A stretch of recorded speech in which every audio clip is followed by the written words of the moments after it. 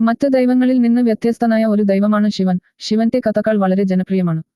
എല്ലാ ഹിന്ദു ദൈവങ്ങളിലും ഏറ്റവും അതുല്യനായും എല്ലാവരുടെയും ദൈവമായും ശിവനെ കണക്കാക്കുന്നു. മഹാനായ ഒരു സന്യാസിയായ ശിവൻ ഹിമാലയത്തിലെ കൈലാസ പർവ്വതത്തിൽ, തന്റെ വാസസ്ഥലമായ കൈലാസ പർവ്വതത്തിൽ എന്നേക്കും ആഴത്തിലുള്ള ധ്യാനത്തിൽ മുഴുകിയിരിക്കുന്ന ഏക ദേവനാണ്. പ്രപഞ്ചത്തിന്റെ പൂർണ്ണ നിയന്ത്രണത്തിൽ സ്രഷ്ടാവ്, സംഹാരകൻ, സംരക്ഷകൻ എന്നീ നിലകളിൽ ശിവനെ പലപ്പോഴും പല മുഖങ്ങളോടെയാണ് കാണിക്കുന്നത്. നന്മയും തിന്മയും അവനിൽ അടങ്ങിയിരിക്കുന്നു. അവൻ ഭ്രാന്തനാണ്, തടസ്സങ്ങളില്ലാത്തവനാണ്, പ്രീതിപ്പെടുത്താൻ എളുപ്പമുള്ളവനാണ്, പീഡിതരുടെ സംരക്ഷകനാണ്, വിധിയുടെ നിയമങ്ങൾ മാറ്റാൻ അവന് ശക്തിയുണ്ട്. അങ്ങനെ ശിവൻ കരുണയുടെയും ദയയുടെയും ദൈവം എന്നറിയപ്പെടുന്നു. നമ്മെ ചുറ്റിപ്പറ്റിയുള്ള എല്ലാ തിന്മകളിൽ നിന്നും അവൻ തന്റെ ഭക്തരെ സംരക്ഷിക്കുന്നു. അവൻ തന്റെ അനുയായികളെ കൃപ, അറിവ്, സമാധാനം എന്നിവയാൽ അനുഗ്രഹിക്കുന്നു. ശിവന്റെ പേരിൽ നിരവധി കഥകളുണ്ട്. ശിവന്റെ കഥകൾ വായിക്കുന്നത് എപ്പോഴും രസകരമാണ്. ശിവനെ നീലകണ്ഠൻ എന്ന് വിളിക്കുന്നത് എന്തുകൊണ്ട്? ഐതിഹ്യം അനുസരിച്ച് സമുദ്രമന്ഥന സമയത്ത് ദേവന്മാരും അസുരന്മാരും പാൽക്കടൽ കടഞ്ഞുകൊണ്ടിരിക്കുമ്പോൾ ഇരുണ്ടതും പശിമയുള്ളതുമായ ഒരു നുര പ്രത്യക്ഷപ്പെട്ടു. പ്രപഞ്ചത്തെ നശിപ്പിക്കാൻ ശക്തിയുള്ള വിഷം ഹാലാഹല പുക വായുവിലും വെള്ളത്തിലും പടരാൻ തുടങ്ങിയപ്പോൾ ലോകത്തെ രക്ഷിക്കാൻ ശിവൻ അത് കുടിച്ചു. വിഷം ശരീരത്തിൽ പ്രവേശിക്കുന്നത് തടയാൻ പാർവതി ദേവി അദ്ദേഹത്തിന്റെ കഴുത്തിൽ പിടിച്ചു. അങ്ങനെ അത് തൊണ്ടയിൽ തന്നെ തുടർന്നു. അത് നീലയായി. ഹിന്ദുമതം. ശിവൻ എന്തിനാണ് ശരീരം ഭസ്മം കൊണ്ട് മൂടുന്നത്?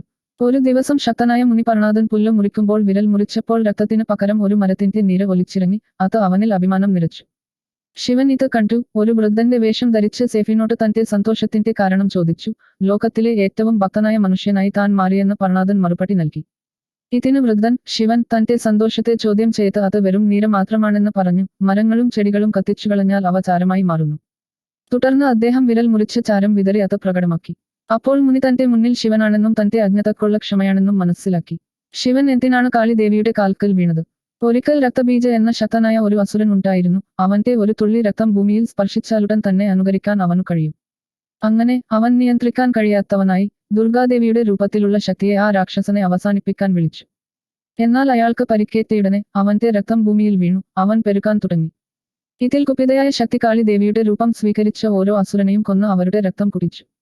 അസുരന്മാരുടെ സൈന്യത്തെ അവൾ ദഹിപ്പിച്ചതിനുശേഷം അവൾ രക്തദാഹത്താൽ ഭ്രാന്തയായി. അതിനായി അവൾ നിരപരാധികളെ കൊല്ലാൻ തുടങ്ങി. എല്ലാ ദേവന്മാരും ഒത്തുകൂടി ശവങ്ങൾക്കിടയിൽ കിടന്ന ശിവനോട് സഹായം ചോദിച്ചു. ആകസ്മികമായി അവൾ ശിവനെ ചവിട്ടി. താമസിയാതെ തന്റെ തെറ്റ് മനസ്സിലാക്കി ശാന്തയായി. അത് അവളുടെ നാവ പുറത്തേക്ക് തള്ളി. ശിവന്റെ തലയിൽ നിന്ന് ഗംഗ ഒഴുകുന്നത് എന്തുകൊണ്ട്?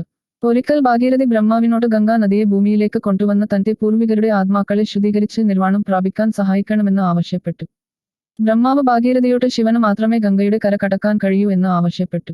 ഗംഗ കോപാകുലനായി ഭൂമിയിലേക്ക് പറന്നുയർന്നു. പക്ഷേ ശിവൻ ശാന്തമായി അവളെ തന്റെ പൂട്ടിൽ ബന്ധിപ്പിച്ച് 7 നദികളായി പുറത്തേക്ക് വിട്ടു. ഭാഗീരഥി, ജാൻവി, ബിലങ്ക, മന്ദാകിനി, ഋഷിഗംഗ, സരസ്വതി, അളകനന്ദ. പിന്നീട് അവൾ ഭാഗീരഥിയെ പിന്തുടർന്നു. അവർ അവളെ പൂർവികരുടെ അടുത്തേക്ക് കൊണ്ടുപോയി. അവളുടെ ഭക്തിയാൽ അവളുടെ ആത്മാവിനെ മോചിപ്പിച്ചു. ശിവനെ ഗഞ്ചാവുമായി ബന്ധപ്പെടുത്തുന്നത് എന്തുകൊണ്ട്? കുടുംബവുമായുള്ള ദേഷ്യത്തോടെയുള്ള ഒരു വാക്കിനു ശേഷം ശിവൻ വയലിലേക്ക് അലഞ്ഞു. സംഘർഷവും കൊടും വെയിലും കൊണ്ട് മടുത്ത അയാൾ ഒരു ഇലച്ചെടിയുടെ കഞ്ചാവ് ചുവട്ടിൽ ഉറങ്ങിപ്പോയി. ഉണർന്നപ്പോൾ ജിജ്ഞാസ അവനെ ആ ചെടിയുടെ ഇലകൾ പരീക്ഷിച്ചു നോക്കാൻ പ്രേരിപ്പിച്ചു. തൽക്ഷണം ഉന്മേഷം പ്രാപിച്ച ശിവൻ ആ ചെടിയെ ഭക്ഷണത്തിനായി തിരഞ്ഞെടുത്തു. ശിവന്റെ താണ്ഡവത്തിന് പിന്നിലെ കഥ. ശിവന്റെ താണ്ഡവവുമായി ബന്ധപ്പെട്ട രസകരമായ ഒരു ഇതിഹാസം ഇങ്ങനെയാണ്. ഒരിക്കൽ കുള്ളൻ അസുരനായ അപസ്മാര ശിവനെ വെല്ലുവിളിച്ചു. ശിവൻ നടരാജന്റെ രൂപം സ്വീകരിച്ച് പ്രശസ്തമായ ശിവതാണ്ഡവം നടത്തി. ആ അസുരനെ വലതു കാൽക്കീഴിൽ ചതച്ചു. ജ്ഞാനത്തിനും അജ്ഞതക്കും ഇടയിലുള്ള സന്തുലിതാവസ്ഥ നിലനിർത്താൻ അസുരൻ മരിക്കരുതെന്നതിനാൽ ശിവൻ തന്റെ നടരാജ രൂപത്തിൽ എന്നേക്കുമായി അപസ്മാരത്തെ അടിച്ചമർത്തി ജീവിക്കുന്നുവെന്ന് വിശ്വസിക്കപ്പെടുന്നു. അറിവ്, സംഗീതം, നൃത്തം എന്നിവയിലൂടെ മാത്രമേ അജ്ഞതയെ മറികടക്കാൻ കഴിയൂ എന്ന സന്ദേശമാണ് അദ്ദേഹത്തിന്റെ അവതാരം. ശിവന്റെ കഴുത്തിൽ പാമ്പ് എന്തിനാണ്? നാഗങ്ങളുമായും ശിവനുമായും ബന്ധപ്പെട്ട 2 കഥകളുണ്ട്. സമുദ്രമന്ഥന സമയത്ത് ശിവൻ മാരകമായ വിഷം കുടിച്ചപ്പോൾ വെള്ളത്തിൽ ചില പാമ്പുകളും അങ്ങനെ ചെയ്തതായി വിശ്വസിക്കപ്പെട്ടു. പാമ്പുകളുടെ ഈ പ്രവൃത്തിയിൽ ആകൃഷ്ടനായ ശിവൻ പാമ്പുകളുടെ രാജാവായ വാസുകിയെ തന്റെ കഴുത്തിൽ സ്വീകരിച്ചു. പാർവതിയുമായുള്ള വിവാഹ സമയത്ത് അദ്ദേഹത്തിന്റെ ശരീരത്തിൽ കണ്ട പാമ്പുകൾ ആഭരണങ്ങളായി മാറിയെന്ന് പറയുന്ന മറ്റൊരു കഥയുണ്ട്. കൂടാതെ അദ്ദേഹം പാമ്പുകളിൽ നിന്ന് ആഭരണങ്ങൾ ഉണ്ടാക്കി പാർവതി ദേവിക്ക് സമ്മാനമായി നൽകിയതായും വിശ്വസിക്കപ്പെടുന്നു. രാത്രിയിൽ വിളക്കുകളായി വർത്തിക്കുന്ന മാണിക്യങ്ങൾ തലയിൽ വഹിക്കുന്നതായി സർപ്പങ്ങൾ വിശ്വസിക്കപ്പെടുന്നു. ശിവന്റെ തലയിൽ ചന്ദ്രൻ ഉള്ളത് എന്തുകൊണ്ട്? മനുഷ്യജീവിതത്തിലെ ഏറ്റവും ഉന്നതമായ സ്ഥാനമായി കരുതപ്പെടുന്ന ശിവന്റെ ശിരസ്സിൽ ചന്ദ്രൻ അലങ്കരിക്കുന്നു.